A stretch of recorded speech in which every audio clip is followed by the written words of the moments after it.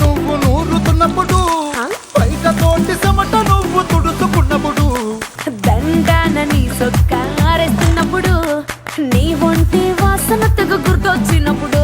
రెండు చేతులెత్తి చుట్టూ మలిసినప్పుడు జెండు కత్తుకొని పడుకున్నప్పుడు అలసిపోయి నువ్వు ఆవలించినప్పుడు వచ్చుండై ఫీలింగ్స్ వచ్చి వచ్చి చంపేస్తుండై